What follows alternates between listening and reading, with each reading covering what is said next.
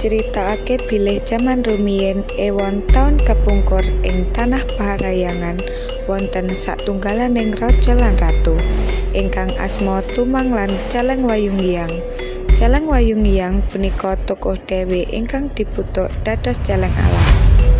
Sesarengan kaliyan pasanganipun dewa ingkang diputuk dados asu kanthi jeneng Situmang.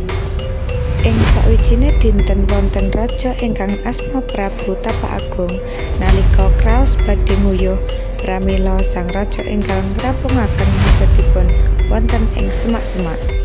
Caleng Wayunghyang sing ora sengaja ngombe uyuhe Prabu Tapaagung bisa langsung meteng amargi piyambakipun punika titisan dewi. Ing sakedhapipun Caleng Wayunghyang nglairaken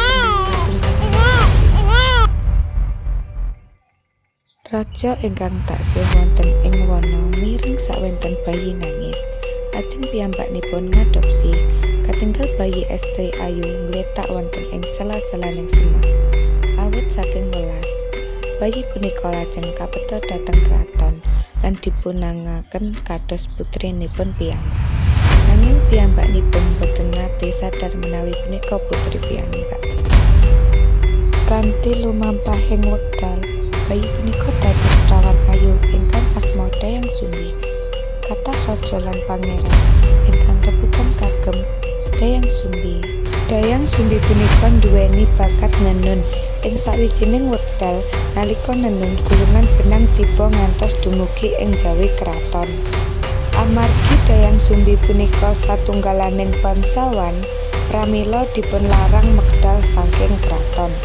Lajeng sang raja utawa Rama Dayang Sumbi ngutus para warga ingkang saged manggilahaken benang gulung menawi tiyang estri badhe didadosaken dulur dene menawi jaler badhe didadosaken bojo. Apa wae sing iso nemokne bolah kintalane Dayang Sumbi yen wadon dadeki dulur yen lanang dadeki bojo. Iki bolah kintalanmu Dayang Sumbi. Hah? Kenapa kok sawijining asu iki sing balane bolah kintalanku? Berarti gelem gak gelem aku kudu rabi karo asu sakti iki. Dayang Sumbi sedih banget amarga ora diolehi rabi karo Situmang.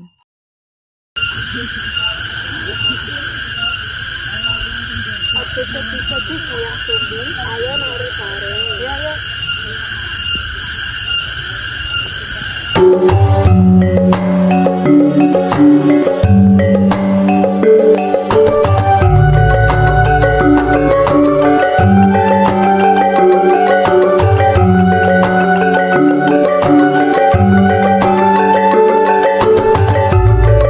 Sawijining dina, Tumang lan Dayang Sumbi nduweni anak sing jenenge Sangkuriang.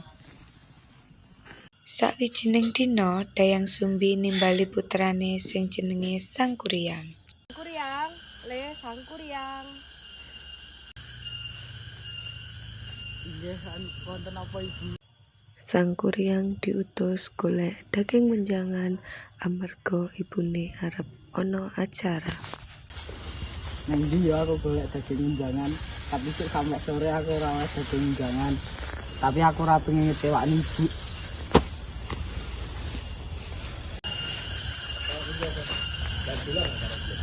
Ibu, daging menjanganmu. Sun ya, Lek. Ibu seneng banget kowe saiki wis pinter golek daging kita. Iya si Tumang, kawit wingi kok aku ora weruh dheweke. Apa aku nggak takut Sangkuriang ya? Sangkuriang, Sangkuriang. Nggih, wonten apa Ibu? Dayang Sumbi takok Situmang ning ndi amarga Dayang Sumbi ora weruh Situmang rong dina iki. Aduh, kenapa Ibu nuthuk marang aku? Nganti murka menyang aku. Nganggo nebus kesalahanku, aku badhe lunga nglembara. Sangkuriang, mrene aja lunga le. Ibu nyesel napani awakmu. Ibu luwih tresno menyang awakmu le.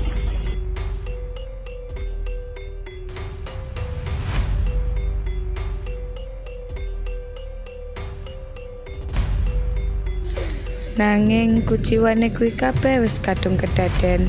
Sang Kuryang tetep lunga ninggalke ibune. Dayang Sumbi ndedonga marang para dewata supaya isa dipethukke marang Sang Kuryang anake. Dungane dirungokne para dewata sing manggen ning parayangan. Dayang Sumbi diwehne awet enom lan ayu terus, malah luwih ayu sadurunge. Wis pirang-pirang taun Sang Kuryang nekani ngendi-ngendi papan ing bumi, mutuske pengen mulih neng kampung kelahirane.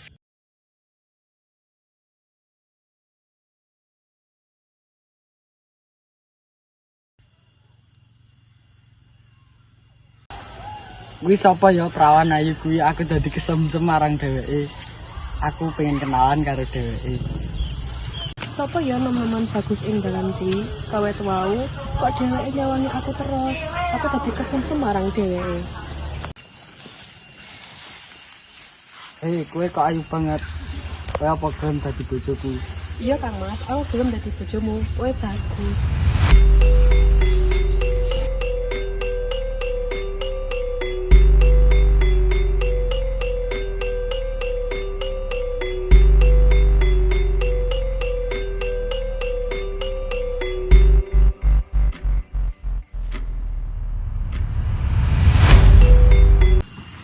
Aku mangkat sih ini, Mas.